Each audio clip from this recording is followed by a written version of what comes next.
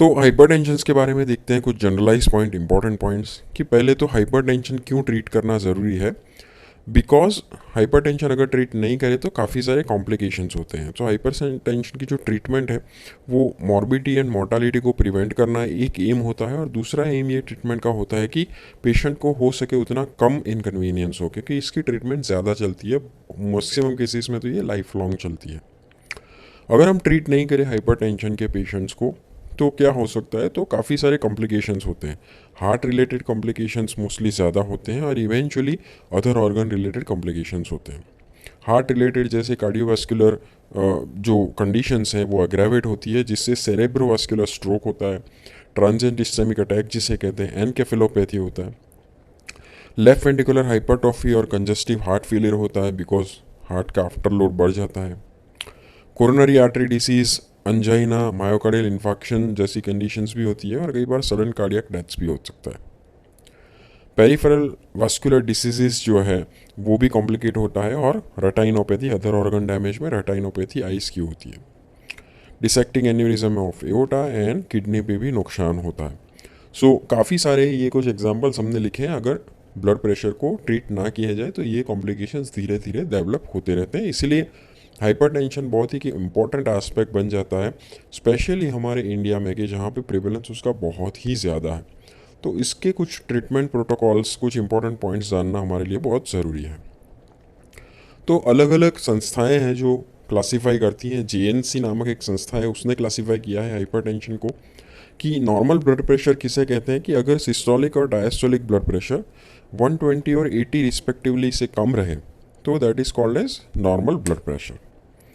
लेकिन अगर blood pressure का रेंज सिस्टोलिक में 20 mmHg से बढ़े और डायस्टोलिक में 10 mmHg से बढ़े तो हम आगे के स्टेज में पहुंच जाते हैं। जैसे 120 से 140 मान लीजिए रफली, और यहाँ पे 80 से 90 अगर पहुँच गया, यहाँ पे स्पेसिफिक आप जा सकते हैं 89, लेकिन देखिए मैं आपको रफली बता रहा हूँ, तो आप प्री हाइपरटेंशन के स्टेज में पहुँच जाएंगे। इसे हाइपरटेंसिव नहीं कहते हैं, लेकिन देयर आर चांसेस कि अगर कंट्रोल नहीं किया जाए किसी भी मेजर से तो पेशेंट स्टेज 1 में पहुँच सकता है।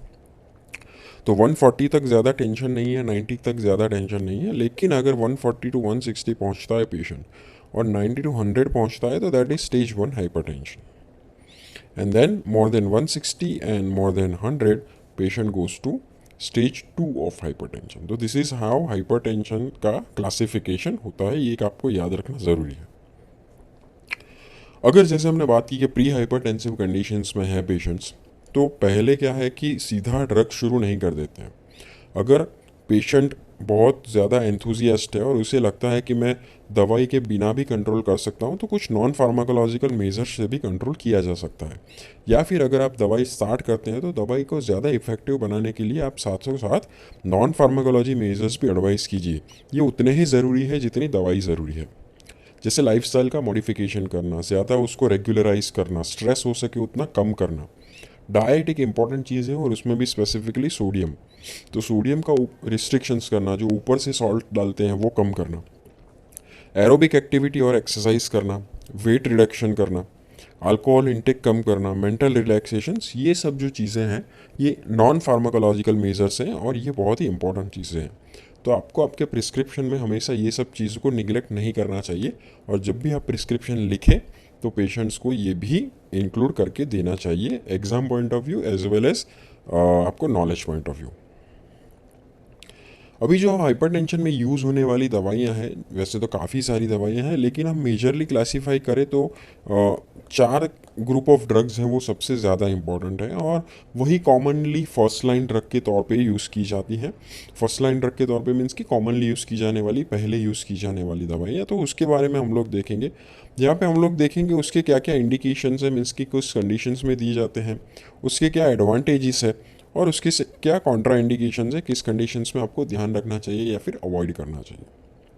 तो पहले आप हम ए के बारे में पढ़ेंगे, दैट इज़ ACE इनहिबिटर्स और एंजियोटेंसिन रिसेप्टर ब्लॉकर्स। होपफुली आपने ये अपना थियरी लेक्चर्स में इंक्लूड कर दिया होगा या फिर पढ़ चुके होंगे। हम लोग मैकेनिज्म में नहीं जाएंगे, लेकिन कुछ कुछ इंपॉर्टेंट पॉइंट्स डिस्कस करेंगे। ये जो चीज़ है ये अब की सबसे, मैं कह सकता हूँ कि सबसे अच्छी दवाइयाँ हैं, ठीक है। महंगी दवाइयाँ हैं, अच्छी दवाइयाँ हैं, तो ज़्यादातर केसेस में ये अभी चलती है ये। और उसका दूसरा एडवांटेज ये है कि अगर और कोई भी कोमॉर्बिड कंडीशन है, जैसे पेशेंट को डायबिटीज़ हो गया, किडनी का कोई तकलीफ हो गया, रिकरेंट स्ट्रोक है, पोस्ट एमआई है, तो वो सभी कंडीशंस में ये दवाई इंडिकेटेड है, ज़्यादा फ़ायदा करती है। इसके एडवांटेज ये है कि आप यंग पेशेंट्स में इसे दे सकते हैं। जैसे हमने बात किया कि अगर पेशेंट को और भी कोई कोमॉर्बिड कंडीशंस है, तो अदर कोमॉर्बिड कंडीशंस में दूसरी जो दवाई है, जैसे स्पेसिफिकली बीटा ब्लॉकर्स, डायूरेटिक्स, ये सब दवाइयों को कोमॉर्बिड कंडीशन बहुत ध्यान रख के देना चाहिए। जैसे गाउट हो गया या पेरिफेरल वास्कुलर डिसीज़ हो गया, पेशेंट डिसलिपिडेमिक है, काफ़ी सारी कंडीशन, तो उस सब चीज़ में सबसे बेहतरीन दवाई है दैट इज़ ACE इनहिबिटर्स। तो ACE इनहिबिटर सबसे बेहतरीन दवाई निकलती है। सिर्फ इसका कॉन्ट्रा इंडिकेशन आपको ध्यान रखना है कि किडनी फंक्शन, क्योंकि बायलेटरल रीनल आर्टरी स्टेनोसिस है, अगर किडनी का फंक्शन ऑल्टर्ड है तो वहाँ पे आप नहीं दे सकते, प्रेगनेंसी में नहीं दे सकते। हाइपरकैलेमिक कंडीशन है, ऑब्वियसली किसी पेशेंट का पोटेशियम बहुत ज़्यादा है तो ये उसे अग्रेवेट करेंगी, और कुछ कुछ एसी इनहिबिटर से ड्राई कफ होता है तो उसको ये अग्रेवेट करता है, लेकिन ये भी आप मैनेज कर सकते हो। लेकिन जो सीरियस कंडीशन वो है kidney conditions, pregnancy and high potassium level, तो उसमें आप इस ड्रग्स को कॉन्ट्राइंडिकेट कीजिए। दूसरी जो ड्रग है दैट इज़ बीटा ब्लॉकर, बहुत ही फेमस, बहुत ही पुरानी ड्रग है, ठीक है, जो काफ़ी सारी कार्डियक कंडीशंस में यूज़ होती थी। लेकिन इसका जो डिसएडवांटेज था, कॉन्ट्रा इंडिकेशन था, वो था कि comorbid condition, specially asthma, COPD जैसी कंडीशंस है, तो वहाँ पे आप नहीं दे सकते। स्पेसिफिकली नॉन सिलेक्टिव, तो नॉन सिलेक्टिव बीटा ब्लॉकर्स जो है वो नहीं दे सकते, ये कंडीशन अग्रावेट होगी। ऑब्वियसली ये ड्रग हार्ट रेट कम करेगी, तो ऑब्वियसली जिसे हार्ट की कोई बीमारी है ऑलरेडी, जिसका हार्ट रेट ऑलरेडी कम है, तो उस सिचुएशंस में नहीं देना चाहिए। Peripheral vascular diseases, abnormal lipid profile, ये सब में नहीं देना चाहिए, क्योंकि इससे ये सब अग्रावेट होगा।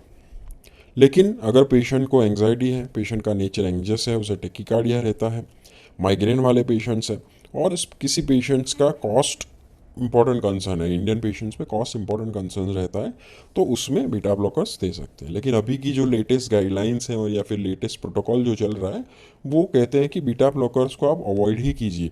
हमारे पास उससे बेहतर ड्रग है ACD के फॉर्म में, AC inhibitors, calcium channel blockers and diuretics, तो बीटा ब्लॉकर्स को आप लास्ट रिजॉर्ट में रखिए। फिर आती है कैल्शियम चैनल ब्लॉकर्स, जो हमने बात की कि ये भी एक बेहतरीन दवाई है, काफ़ी सारी कंडीशंस में यूज़ होती है, और ये काफ़ी सारी कोमॉर्बिड कंडीशंस में भी यूज़ कर सकते हैं।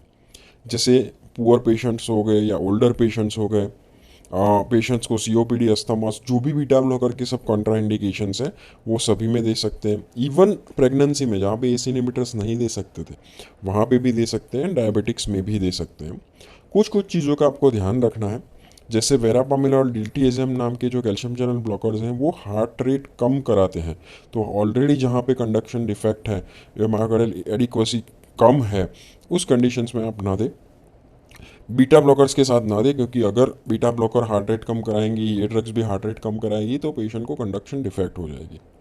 और जो नई डायहाइड्रोपिरिडिन है जो मोस्टली यूज़ की जाती है, उसमें लॉन्गर एक्टिंग यूज़ करें, क्योंकि शॉर्टर एक्टिंग डायहाइड्रोपिरिडिन यूज़ करने से वाजो डायलेशन होगा, और सडन वाजो डायलेशन से टेकिकार्डिया होता है, तो उससे इस्चेमिक अटैक अग्रावेट होता है। कई बार GERD और प्रोस्टेट एनलार्जमेंट वाले पेशेंट्स में हमें अवॉइड करना चाहिए। इससे क्या होता है, मसल रिलैक्स होते हैं तो GERD की तकलीफ बढ़ती है, एसिड रिफ्लक्स बढ़ जाता है। प्रोस्टेट की जिसको तकलीफ है ऑलरेडी, उसको यूरिन पास करने में डिफ़िकल्टी होती है, तो इसको ऑलरेडी रिलैक्सेशन होता है उसका ब्लैडर का, तो मसल, तो इससे क्या होता है, यूरिन रिटेंशन बढ़ता है। तो ये रिलैक्सेशन कराने वाली दवाई है, वाजोडाइलेशन तो करती है और भी स्मूथ मसल्स को रिलैक्स करती है। बट ऑल एंड ऑल अगर कार्डियक कंडीशंस में देखिए तो बहुत ही बेहतरीन दवाई है, काफ़ी सारी कोमॉर्बिड कंडीशंस में आप यूज़ कर सकते हैं। एंड देन इवेंचुअली आता है डायूरेटिक्स।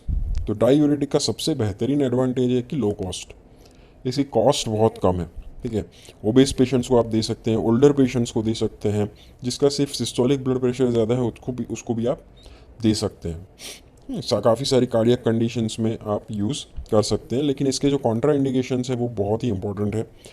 और कोई कोमोर्बिड कंडीशन जैसे गॉट, क्योंकि ये हाइपर यूरिसेमिया करता है, तो गाउट में आप नहीं दे सकते, जिसका लिपिड प्रोफाइल ऑलरेडी ऑल्टर्ड है, क्योंकि ये मेटाबॉलिक डिस्टर्बेंसेस करती है ये दवाइयाँ, ग्लूकोज का लेवल बढ़ाती है, ये ड्रग लिपिड का लेवल बढ़ाती है, ठीक है।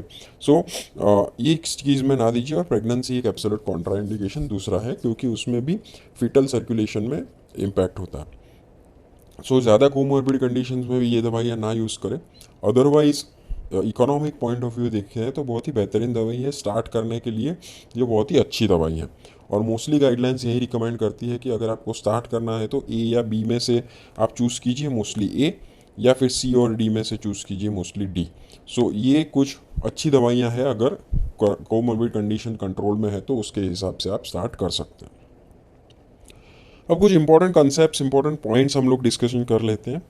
जैसे हमने बात की कि मोस्टली स्टेज 2 के अलावा स्टेज 1 में जैसे हाइपरटेंसिव पेशेंट्स हैं, नए पेशेंट्स हैं, माइल्ड हाइपरटेंशन वाले पेशेंट्स हैं, तो आप एक दवाई शुरू कीजिए। और एक दवाई अगर आपको चूज़ करना है तो आप डायूरेटिक चूज़ कीजिए।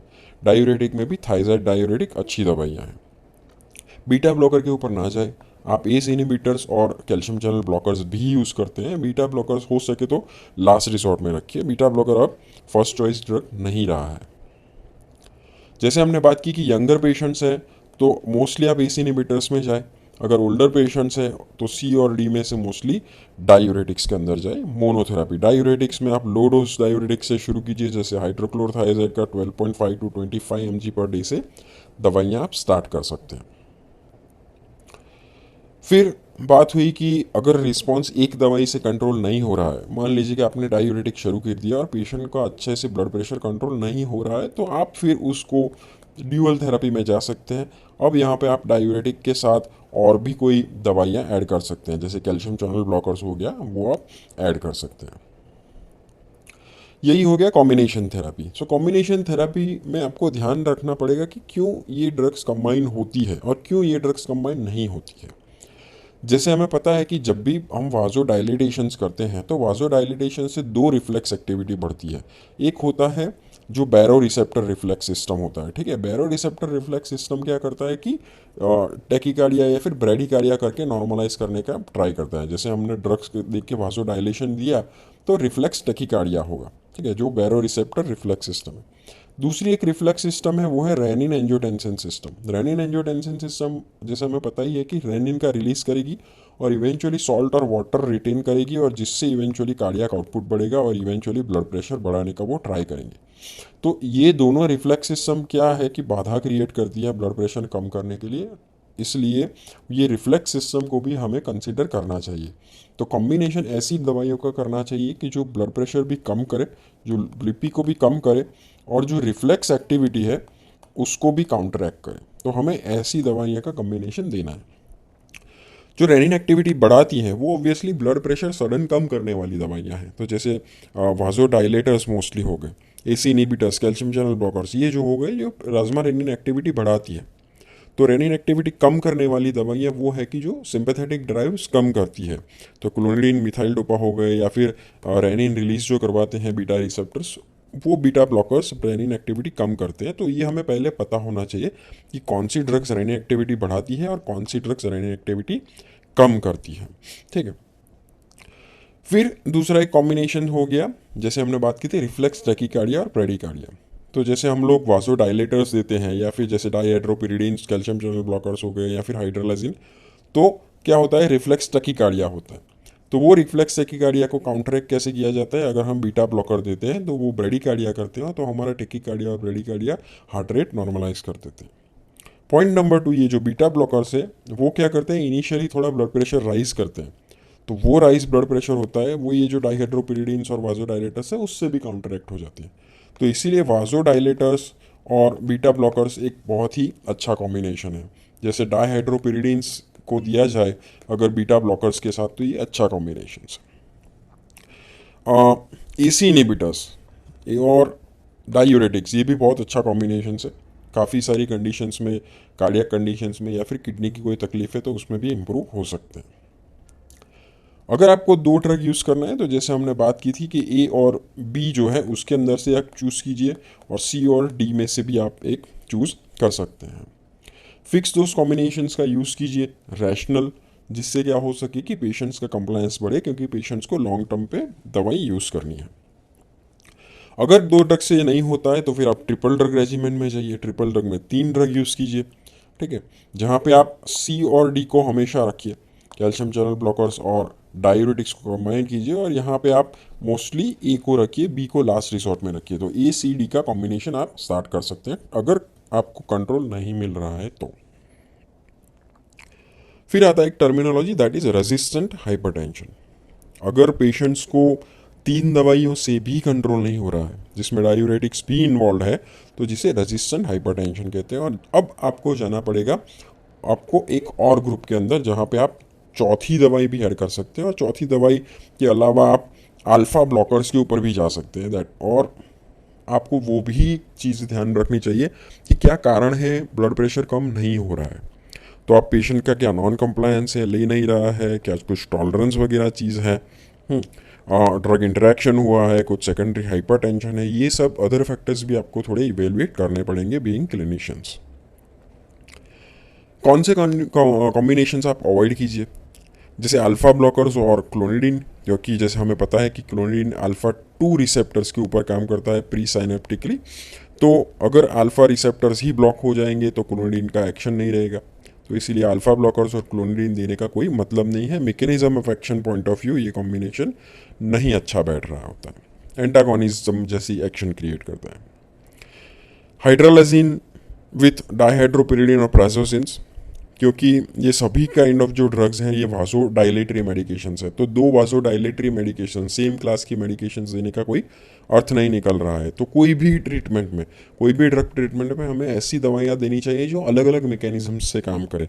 सेम मैकेनिज्म से काम करने वाली दो दवाइयाँ देने का कोई मतलब नहीं है, एडवर्स ड्रग रिएक्शन ज़्यादा अग्रेवेट होगी। बीटा ब्लॉकर्स और cardio depression calcium channel blockers नहीं दे पाएंगे, क्योंकि ज़्यादा ब्रेडिकार्डिया होगा और ए बी ब्लॉक होने का खतरा रहता है। और जैसे बात की कि सेम क्लास की ड्रग्स सेंट्रल सिंपैथोलाइटिक, जिसमें मिथाइल डोपा और क्लोनिडिन होता है, साथ में देने का कोई मतलब नहीं है। तो ऐसे कॉम्बिनेशंस आप अवॉइड कीजिए। अगर आपको फार्माकोलॉजिकल एक्शन पता है तो आप लॉजिकली जा सकते हैं। अभी प्रिस्क्रिप्शन में बहुत ही स्पेसिफिक पूछते हैं कई बार, हाइपरटेंशन इन प्रेगनेंसी। तो प्रेगनेंसी में जो हाइपरटेंशन होता है उसके लिए क्या क्या ट्रीटमेंट दी जाए, या कौन सी ड्रग्स उचित रहेगी, कौन सी ड्रग्स उचित नहीं रहेगी। तो जब भी प्रेगनेंसी के अंदर ब्लड प्रेशर का रीडिंग 140/90 से ऊपर जाए तो उसे हाइपरटेंशन इन प्रेगनेंसी कहा जाता है। अब ये जो हाइपरटेंशन है ये दो प्रकार से हो सकता है, या तो पहले पेशेंट्स को नहीं था, प्रेगनेंसी में ही डिटेक्ट हुआ है, या फिर तो पहले से ही पेशेंट हाइपरटेंसिव था एंड बिकॉज ऑफ प्रेगनेंसी वो बढ़ा है। सो प्री एग्जिस्टिंग है या फिर प्रेगनेंसी इंड्यूस है, इस दो टाइप के होते हैं। तो गायनेक या फिर फिजिशियंस को ये पता होना चाहिए। कौन कौन सी ड्रग्स प्रेगनेंसी में अवॉइड करें, ये बहुत ही इंपॉर्टेंट चीज़ है, बहुत ही इंपॉर्टेंट चीज़ है। इसके ऊपर से आपको कोई केस दिया जाता है, मान लीजिए प्रिस्क्रिप्शन का, उसमें लिखा जाता है ये पेशेंट प्रेग्नेंट है, और फिर उस कुछ ड्रग्स दी जाती है, तो आपको पता होना चाहिए कि नहीं भैया ये ड्रग्स तो हम नहीं दे सकते, ये एब्सोल्यूट कॉन्ट्रा इंडिकेटेड है।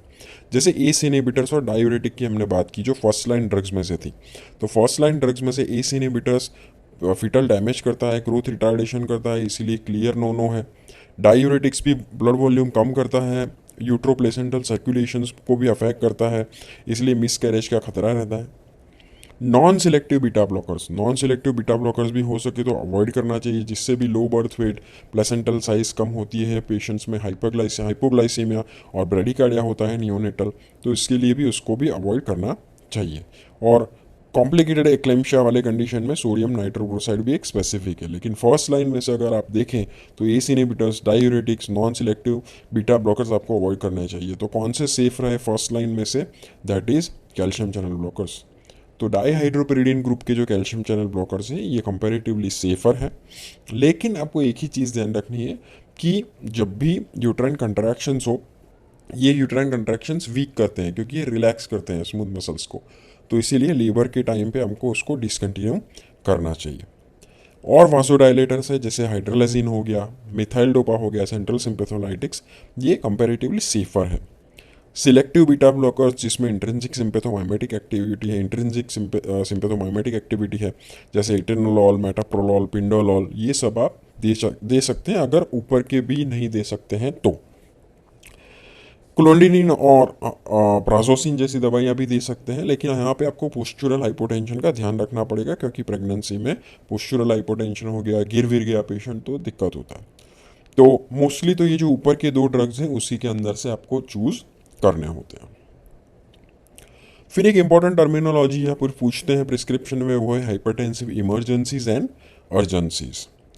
तो जब भी पेशेंट का ब्लड प्रेशर सिस्टोलिक 220 से ज़्यादा जाए और डायस्टोलिक 120 से ज़्यादा जाए तो यहाँ पे हाइपरटेंसिव इमरजेंसी या अर्जेंसी लेवल लगता है।